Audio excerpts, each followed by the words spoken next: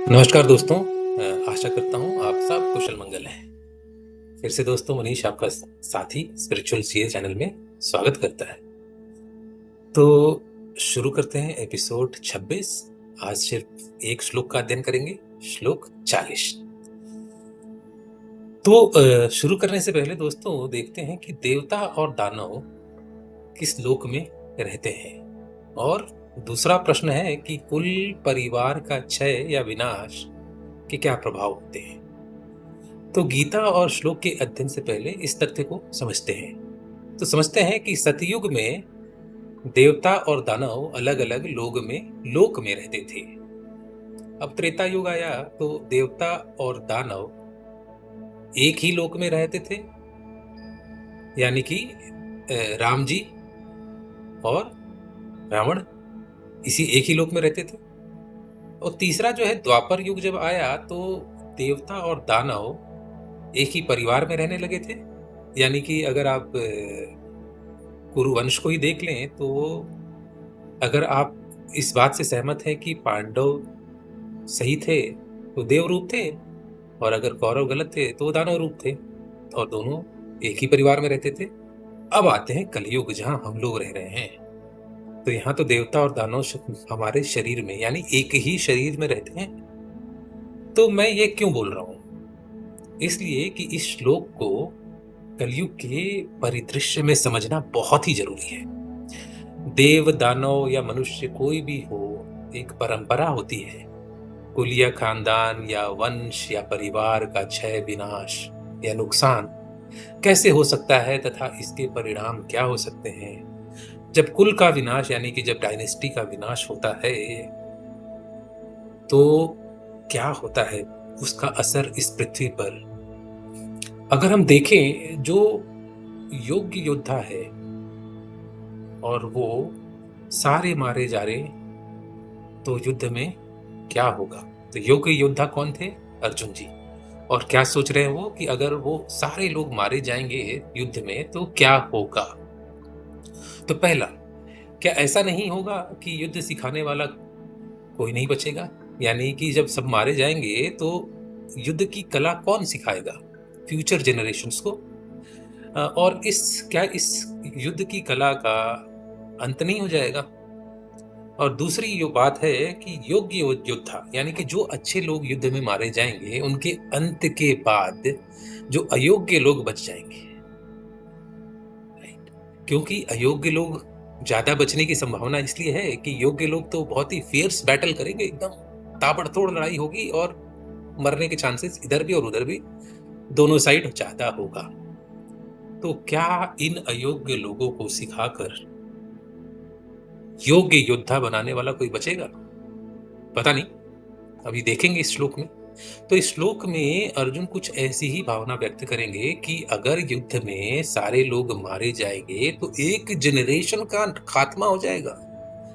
कोई भी सिखाने वाला नहीं होगा भविष्य के जनरेशन को कि शिक्षा क्या होती है, व्यवहार क्या होता है, संस्कार क्या होता है, युद्ध की कला क्या होती है। तो मित्रों, प्लीज सब्सक्राइब माय चैनल और अपने दोस्तों के साथ भी शेयर करें। बेल बटन दबाइए और सब्सक्राइब करिए, नम्र निवेदन है आपसे। तो चलते हैं श्लोक 40 के। कुलक्षये प्रणशयन्ति कुलधर्मा सनातना, धर्मे नष्टे कुलं कृतस्नं धर्मोऽभिववयत्तयुत्।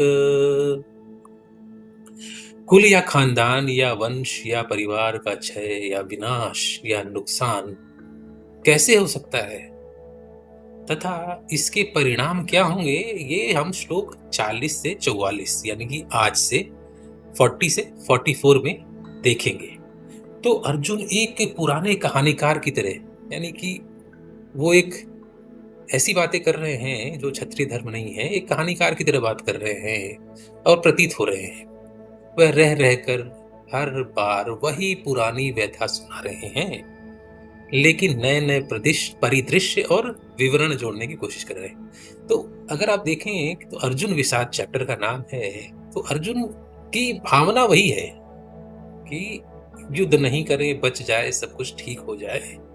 लेकिन वो सर्कमस्टांसेस को बदल रहे हैं। कभी कोई एक्सप्लेनेशन दे रहे हैं, कभी कोई और एक्सप्लेनेशन दे रहे हैं, और ये एक्सप्लेनेशन सब 40 से 44 श्लोक में और तीव्र हो जाएगी। तो अर्जुन भी अपनी ही असमंजसता में है तथा उससे नई प्रेरणा ले रहे हैं। बताइए, खुद ही कंफ्यूज्ड हैं और कंफ्यूजन से भी वो इंस्पिरेशन ले रहे हैं और बार बार क्रिएटिव हो रहे हैं, रचनात्मक है, बुद्धि लगा रहे हैं, दिमाग लगा रहे हैं, दर्शन लगा रहे हैं कि और अलग अलग तर्क प्रस्तुत कर रहे हैं। तो अर्जुन अपनी भावना व्यक्त करते हैं कि जब परिवार, यानी कि कौन परिवार है, पांडव और कौरव एक ही परिवार तो हैं, जब ये नष्ट हो जाएंगे तो उनके साथ साथ समाज की धार्मिक परंपराएं भी समाप्त हो जाएंगी और जल्द ही अपवित्रता का युग शुरू हो जाएगा। तो हमारे कुरु वंश का, हमारे पूर्वजों की परंपरा का नाश हो जाएगा। हमारे परिवार की संस्कृति और परंपरा, पूरे राष्ट्र की कुल संस्कृति और अखंडता खत्म होने लगेगी। जब परिवार नष्ट हो जाता है तो परिवार के कानून और विरासत भी नष्ट हो जाते हैं। यदि कानून और विरासत नष्ट हो जाते हैं तो पूरे परिवार में अराजकता फैल जाती है, खराब विरासत के लक्षण आने लगते हैं। तो मित्रों, हम आज के परिदृश्य में, मैंने कलयुग की बात की थी कि देवता और दानव तो एक ही शरीर में रहते हैं, और आज की सर्कमस्टांसेस और सिचुएशंस और जियोपॉलिटिक्स की भी बात करते हैं।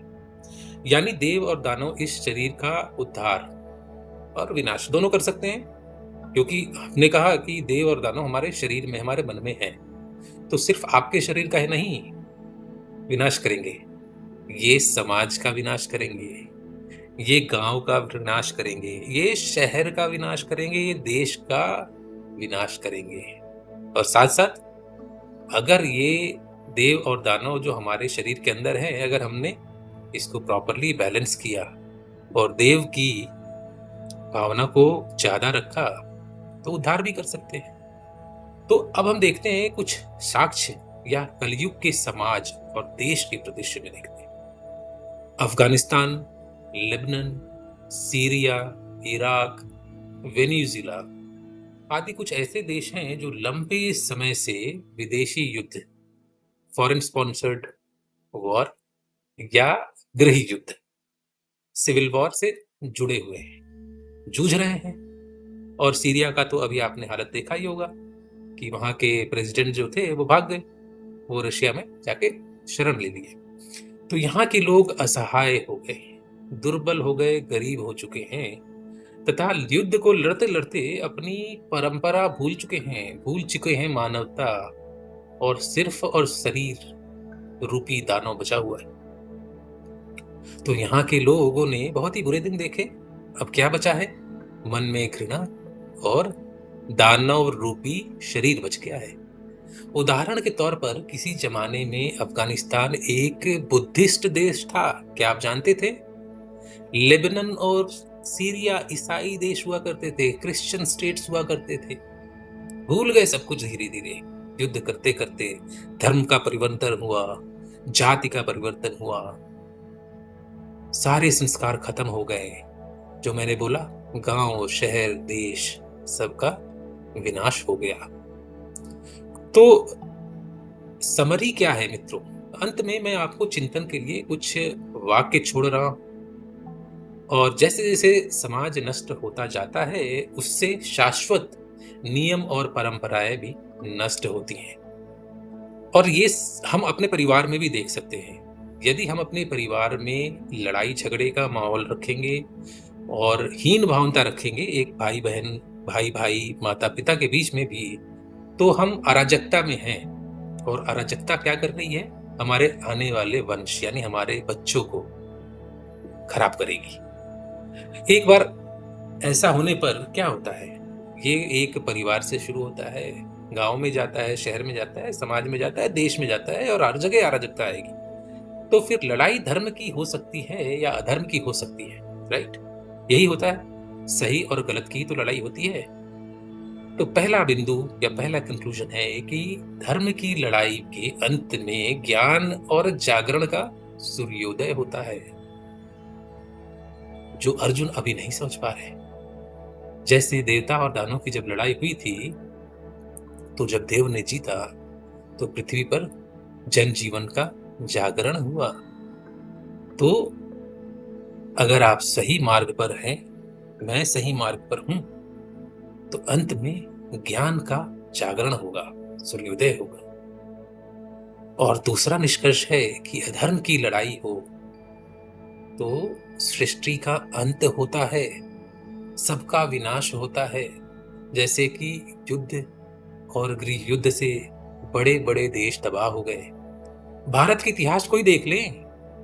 ब्रिटिश इंडिया के विभाजन के बाद पाकिस्तान बना, वो पहले अन्य धर्म हिंदू आदि को खत्म किया, और आज की डेट में देख लीजिए उनको, अब वो आपस में लड़ रहे हैं। धीरे धीरे इतना लड़ेंगे कि पूरे देश का विनाश करके ही मानेंगे, वो सीरिया बन जाएंगे। बांग्लादेश को देख लीजिए, एकदम जियोपॉलिटिक्स का लेटेस्ट एग्जाम्पल है। वो भी तो परिवार था। बांग्लादेश, भारत, पाकिस्तान, ये क्या थे? ये स्वजन थे, ये परिवार ही तो थे। जिस परिवार अथवा भारत ने बांग्लादेश को आजादी दिलाई, उसी परिवार के लोगों को अभी वो मार रहे हैं, यानी हिंदुओं को मार रहे हैं। आने वाले समय में क्या होगा? एक दूसरे को मारेंगे, मार के खत्म हो जाएंगे, सृष्टि का अंत करके ही मानेंगे। तो अब इतना हमने श्लोक पढ़ा, जियोपॉलिटिक्स डिस्कस किया। प्रैक्टिकली मुझे और आपको क्या करना चाहिए? तो जब भी आप युद्ध या मतभेद, जो पारिवारिक हो, फैमिली रिलेटेड हो, या कॉर्पोरेट हो, व्यवसाय से रिलेटेड हो, या मित्रों के बीच में भी मतभेद हो सकता है, तो हमें करना क्या है? हमें देखना क्या है? धर्म की रक्षा या सही उद्देश्य के लिए तो विवाद और युद्ध को बढ़ा के कंक्लूड करना है, यानी कि विवाह अंत कर देना है उस चीज का। और अगर ये अधर्म या गलत रास्ते पे ले जाएगा, तो हमें कोशिश करना है कि हम पीछे हट जाएं भैया। ऐसे विवाद से कोई फायदा नहीं है, ऐसे विवाद से सिर्फ और सिर्फ नुकसान है। तो पहला, धर्म की रक्षा के लिए अगर विवाद हो तो उसका कंक्लूजन करिए, और अगर अधर्म का विवाद हो और अधर्म का रास्ता अपनाना हो, तो आप अपने कदम पीछे हटा लीजिए, हट जाइए पीछे। तो मित्रों, विदा लेता हूं मैं आपसे। सुख का सदैव अनुभव करें मित्रों, और मिलते हैं नेक्स्ट एपिसोड में।